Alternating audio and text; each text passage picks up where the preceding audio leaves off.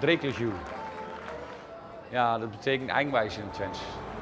En er is een woord dat heet, het lijkt een beetje op 3/4 steen. Als een metselaar een steen heeft en hij past niet helemaal, dan doet hij een heel klein stukje af. En dat is, een drekelsjoer heet dat, maar een drekelsjuw is een eigenwijze persoon. Maar hij heeft verder niks met mij te maken. Goedemiddag, Vijfpoort! Welkom dames en heren, u gaat kijken naar een try-out van een voorstelling die ik vorige week dinsdag ben begonnen te schrijven hier op het terras. Ik heb 12 minuten. Ja, dat is eigenlijk min of meer toevallig begonnen ooit met muziek.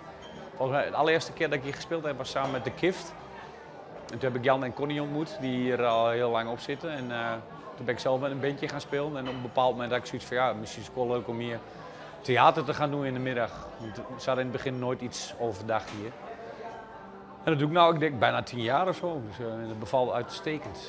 Ik zat hier vorige week, dinsdagnacht, op het terras van de Vijfpoort. Ik was zo stoned als een contactgestoorde mozzel. Ik weet niet of je ze kent van die oude oerolbezoekers, die zijn blijven hangen in het verleden. Toen alles leuker was.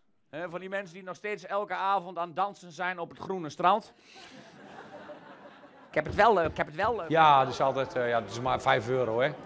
Ik weet ook wel waarom het druk is. Nee, maar mensen komen, ik maak natuurlijk iets anders dan de meeste voorstellingen op het eiland. Het is net iets andere soort voorstelling. En ik denk dat de mensen dat ook wel leuk vinden en kunnen waarderen. En daardoor zit het ook elke keer vol. En ik heb ook wel vast publiek opgebouwd in al die jaren. Nou, ik heb ook wel in de loop der jaren oerolvoorstellingen gespeeld, gewoon voor Oerol zelf. Maar de laatste is nou denk ik 3 jaar geleden. En ik heb op dit moment ook gewoon geen voorstelling die tijdens Oerol geprogrammeerd kan worden of zo. Maar eigenlijk is Oerol ook vooral dit soort plekken. Dat is ook de muziek en alle randprogrammering die ook Oerol maakt, wat Oerol is. Het is hartstikke leuk om al die officiële voorstellingen te bezoeken, maar ik denk ook heel veel mensen ook komen voor al die dingen eromheen, al die bandjes en al die straatartiesten en noem maar op. Dit is mooi dit! Nee, maar ik heb het nooit anders gewild, dames en heren. We kunnen niet allemaal succesvolle clowns zijn, we kunnen niet allemaal carré uitverkopen. We kunnen niet allemaal doodaan zijn, dat kan niet. En ik hoef jullie ook niet als mijn trollen leren. Al heb ik er 1 in de zaal staan. Ja, nou, ik ben op maandagavond gekomen en toen ben ik ook meteen gaan praten met mensen. En tijdens dat praten kwam ik al op een idee en daar ben ik de volgende dag mee gaan schrijven. En, ja, ik werk vrij snel. Ik ben ook columnist al heel lang. Ik heb jarenlang radiocolumns gedaan en ik heb ook heel veel krantencolumns geschreven. Dus ik ben wel gewend om heel snel onder druk te werken. En verder vul je dat natuurlijk in met heel veel improviseren. Ik kan ook vrij goed improviseren. En zo'n voorstelling is eigenlijk op papier niet eens meer dan een half uur of zo, denk ik. Maar ik kan er al vrij snel 50 minuten van maken door er gewoon van alles bij te halen. En ook vooral omdat ik weet waar we zijn, dat de Vijfpoort een gekke plek is waar je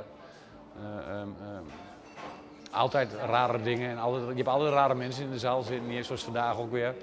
Je hebt altijd mensen waar je op kunt improviseren. Dus ja, ik ben er nooit zo bang voor geweest dat het gaat mislukken of zo. Wat? Wat jij dan? Wat praat je daar, joh?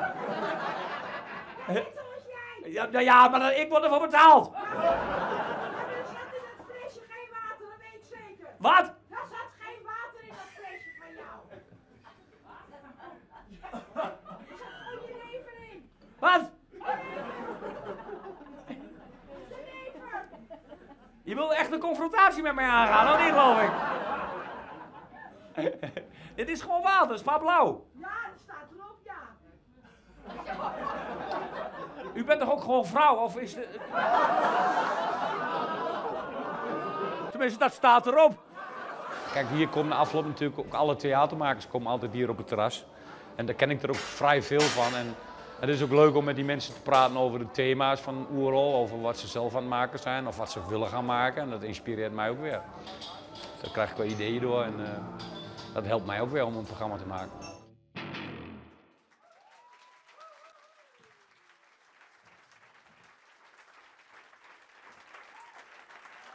Dankjewel. Dankjewel.